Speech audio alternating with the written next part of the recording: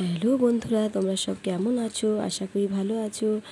আমি তোমাদেরকে আজকে একটা রেসিপি শেয়ার করব। চলো তোমাদের কাছে রেসিপিটা শেয়ার করা যাক। আজকে আমি পটল পোস্ত করব। প্রথমে আমি পটলগুলো ছাল ছাড়িয়ে নিচ্ছি। দিয়ে পটলের ছালগুলো ছাড়িয়ে নিয়ে আমি এরকমভাবে একটু কেটে নিচ্ছি, কারণ কেটে নিলে মশলাটা, পোস্ত, নুন সব ঢুকবে ভিতরে, ঢুকলে টেস্টটা আসবে। তার জন্য আমি এরকমভাবে কেটে নিলাম। এই দেখো, তারপর আমি পটলগুলোকে ধুয়ে নেব। এই দেখো, পটলগুলোকে আমি জল দিয়ে দিলাম, পটলগুলো আমি ধুয়ে নিচ্ছি। পটলগুলোকে আমি ধুয়ে তুলে নিচ্ছি। পটলগুলো আমি ধুয়ে তুলে নিলাম একটা পাত্রের মধ্যে। পটলগুলোকে আমি এবারে ম্যারিনেট করে নেব।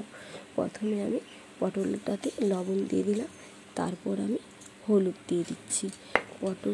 পটলে লবণ এবং হলুদ দিয়ে আমি ম্যারিনেট করে কতক্ষণ রেখে দেবো, যাতে লবণ আর হলুদ ভিতরে ঢুকতে পারে।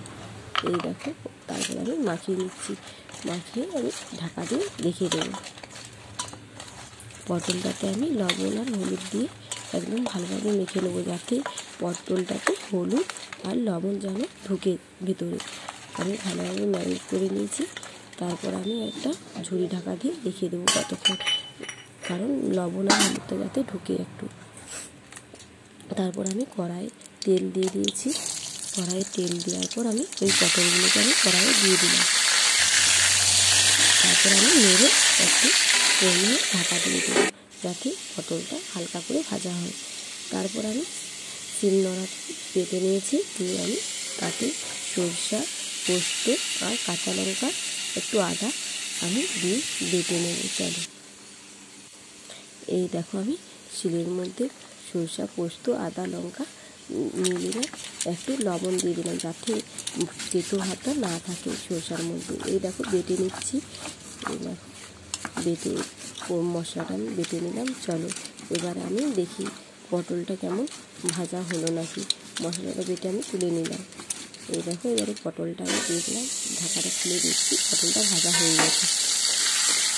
পটলটা আমি তুলে নেব, কারণ বেশি ভাজা চলবে না, হালকা করে ভেজে নিতে হবে পটলটা আমি হালকা করে ভেজে নিলাম। তারপর আমি একটু কাঁচা লঙ্কা আর কালো জিরা ফোড়ন দিয়ে দিলাম, দিয়ে টমেটোটা দিয়ে দিলাম। টমেটোটা দিয়ে আর ওই মশলাটা, আদা, সরষা, পোস্ত, কাঁচা লঙ্কা বাটা মশলাটা আমি দিয়ে দিলাম। তার একটু সামান্য জল দিয়ে দিলাম। দিয়ে আমি ওটার মধ্যে হলুদ গুঁড়ো আর লবণ, জিরে গুঁড়ো আর একটু লঙ্কা গুঁড়ো আমি দিয়ে দিলাম। দিয়ে একটু সামান্য একটু মিষ্টি, একটু চিনি আমি দিয়ে দিলাম, যাতে টেস্টটা আসে। এই দেখো, মশলাটা আমি কষিয়ে নিচ্ছি। তেল যতক্ষণ না আসে ছাড়ে ততক্ষণ একটু কষিয়ে নিলাম। এরপর দেখো, তেলটা চলে এসেছে, আমি পটলটা দিয়ে দিচ্ছি।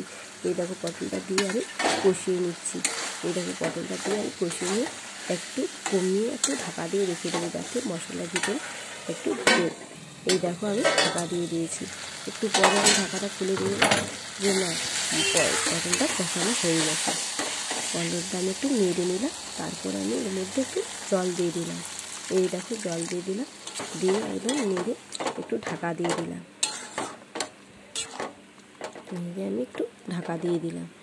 এই দেখো, ঢাকা দিয়ে রেখে দিচ্ছি। পটলটা আমি দেখছি হয়ে গেছে। চলো, এই দেখো, নেড়ে করে পটলটা নামিয়ে নেব। কেমন হয়েছে বন্ধুরা?